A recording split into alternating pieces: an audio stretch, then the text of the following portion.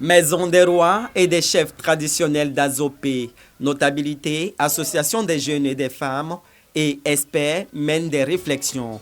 Au centre des échanges, la lutte contre la dégradation de l'environnement, la transmission du riche patrimoine culturel attier aux générations futures, l'importance des musées à l'occasion d'un panel sur le thème environnement et impact culturel. Quel environnement pour l'expression et la valorisation de notre culture? Quand on pense à l'évolution technologique, l'intelligence artificielle, les changements climatiques, l'environnement social, politique, technologique, scientifique, actuel, est-il propice à la valorisation de notre culture? La protection de cet environnement est vraiment fondamentale pour la transmission aux générations futures. Et nous avons montré vraiment les efforts de l'État de Côte d'Ivoire qui a mis en place vraiment des mesures au niveau institutionnel. On a l'existence des musées. On a aujourd'hui la Chambre des rois et chefs traditionnels. Inviter la jeunesse de Lamé à s'approprier sa culture et à revenir aux sources. Et les occasions ne manquent pas, notamment la numérisation et l'alphabétisation de la culture attier et des moments festifs comme le Volo Festival ou le bal poussière en pays attier. Cette année encore, nous célébrons la diversité, la créativité et l'expression culturelle sous toutes ses formes. Le festival Veleux est un lieu de rencontre, d'échange et de découverte, où les différences se transforment en source d'inspiration et de dialogue. Un planting d'arbres dans une forêt classée d'Adzopé, des contes et légendes et une série de concerts animeront ces rencontres culturelles.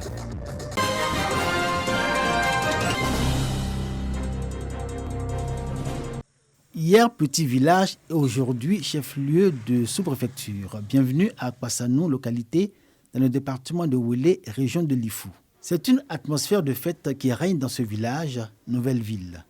Population, filles et cadres sont mobilisés à l'appel du chef de village et de la mutuelle de développement d'Akpassanou pour s'associer à l'heureux événement. L'installation du premier sous-préfet de leur village. Autant la population et les ressortissants d'Akpassanou ne cachent pas leur fierté et leur bonheur, autant ils nourrissent de nombreux espoirs pour le développement et le progrès de leur village, nouvellement érigé en sous-préfecture. C'est un sentiment de joie et de fierté.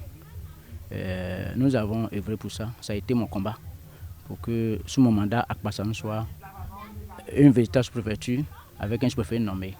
C'est chose faite et je ne suis que heureux, très heureux. Il est dans de bonnes mains. Nous ne sommes que 4 villages.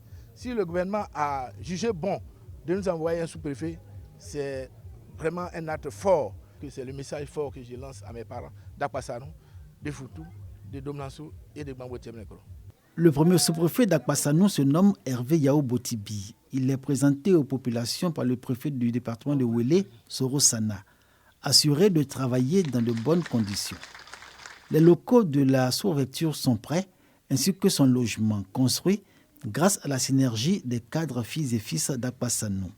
Une action que le préfet de Ouélé, le député et le médiateur délégué en charge des régions de Lifou et d'Inzi ont relevé. Dans la même dynamique, les autorités administratives et élus locaux les engagent à soutenir leur sous-préfet. La contexture de notre département, qui en fait un département très long, obligeait les populations d'Akpassanou à des périodes de déplacement pour aller soit vers le chef-lieu du département et le chef-lieu de la sous-préfecture voisine qui est celle d'Ananda. Le manche de bateau sera plus rapproché et en cela l'encadrement des populations au quotidien serait vraiment bien apprécié des populations et nos objectifs de gestion administrative pourront être facilement atteints. Hervé Yao Botibi est à son premier poste de sous-préfet à Akpassanou. Aujourd'hui, la nouvelle sous-préfecture doit relever de nombreux défis dont sont conscientes les populations. Leur plus grand bonheur est que désormais, les extraits d'actes de naissance se feront sur place signés du sous-préfet.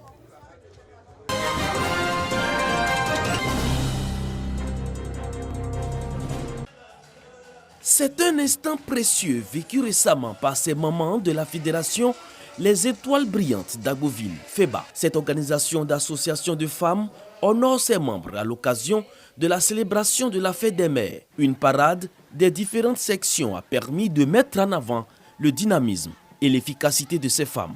Je suis en joie, je m'engagerai toujours à faire le travail. Au-delà du volet festif, ces femmes ont reçu des diplômes d'excellence en guise de reconnaissance et d'encouragement pour le travail qu'elles abattent pour leur autonomisation. Vraiment, qui se sont impliqués dans cette affaire de l'autonomisation de la femme et puis l'association. Donc en tant que la fédérale, il faudrait que je leur fasse savoir que ce qu'ils ont fait, ça me va droit au cœur et c'est pour qu'elles sortent de la pauvreté. Le représentant du parrain de la cérémonie, Kevin Sekongo, a réaffirmé l'engagement de sa structure à accompagner les femmes. Exprimant sa joie d'être aux côtés des femmes de la FEBA, Alafe Wakili, président de la cérémonie, encourage ces étoiles brillantes d'Agboville à soumissionner aux fonds et projets destinés aux femmes pour booster leurs activités. Solliciter les structures qui existent. Pour celles qui sont jeunes, il y a les fonds jeunes, le guichet emploi jeunes, le ministère de la Jeunesse. Pour celles qui ne sont plus tout jeunes, il y a le fonds d'appui aux femmes, FAPSI. Il y a un certain nombre d'actions pour aider les femmes et les jeunes filles à renforcer leur autonomie. Créée en 2020, la fédération Les Étoiles Brillantes d'Agboville compte 18 sections réparties dans le département d'Agboville. Elle œuvre pour l'autonomisation des femmes en milieu urbain et rural.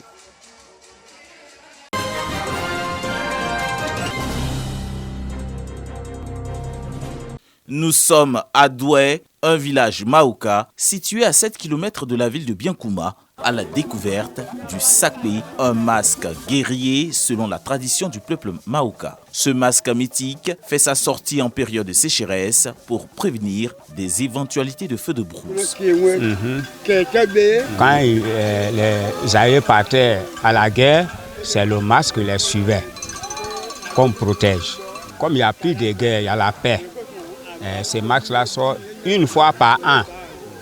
Et quand il finit de sortir, il a des envoyés qui viennent aussi pour éteindre le feu. Ce fait culturel annonce le début des festivités du FECADAN, Festival de la culture et des arts d'An, qui a sa 9e édition cette année sous le thème Danse, chant, masque, expression de la vitalité de la culture d'An. Pour faire la promotion de la culture, il faut aller à la source. En venant à Douai, nous venons à la source pour prendre la bénédiction dans un des anciens villages du Tokwi et pour aller présenter à la face du monde ce que nous savons faire de mieux, notre culture, notre mode de vie, notre manière d'être, notre identité.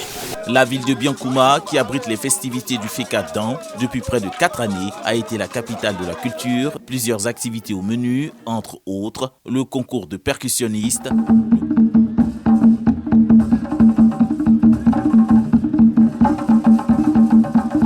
le concours culinaire et de belles femmes d'An, appelé le Sunga. 3 journées d'activités culturelles fort appréciées par les autorités de la ville. Dans la région du Tonkwi, Biankouma reste le berceau aussi de la culture d'An.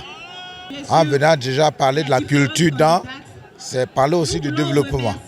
Un acteur principal du développement ne fait qu'accompagner tous ceux qui s'inscrivent dans cette logique. Et l'appel, c'est de dire à nos parents, faites tout pour intéresser vos enfants à la culture. Si cette racine, l'Afrique l'a ratée, il faut qu'on y revienne, qu'on fasse la promotion de notre culture parce que c'est notre identité. La 9e édition du Festival de la culture et des arts d'An a enregistré plus de 10 000 festivaliers venus s'abreuver du riche patrimoine culturel du peuple d'An.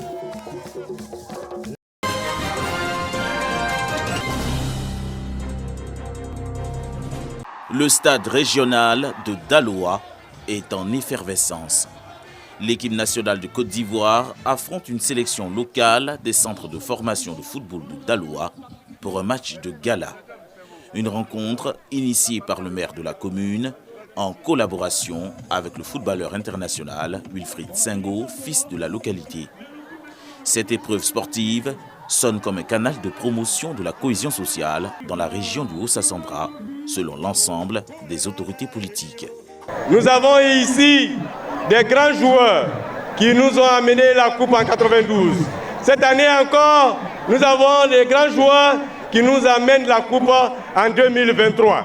c'est l'occasion pour vous de demander aux jeunes de mettre leur pouvoir, leur savoir et leur connaissance en exergue pour que nous puissions avoir des talents à Daloa. Merci à la Fondation Senghor pour l'organisation parfaite, n'est-ce pas, de cette cérémonie. Et c'est avec beaucoup de fierté que nous recevons nos chers éléphants qui nous ont donc ramené la 3e étoile. Cette partie footballistique est l'occasion pour Wilfried Senghor, champion d'Afrique 2023, de lancer ses œuvres caritatives et d'inviter les jeunes à la culture du mérite. De beaucoup travailler, de beaucoup être patient, et chaque chose à son temps. Ce match de gala a vu la participation d'anciens mentors du 11 national comme Kader Keïta. La victoire finale est revenue à l'équipe nationale du Côte d'Ivoire grâce à une seule réalisation de Franck Kessié à la 16e minute de la seconde période.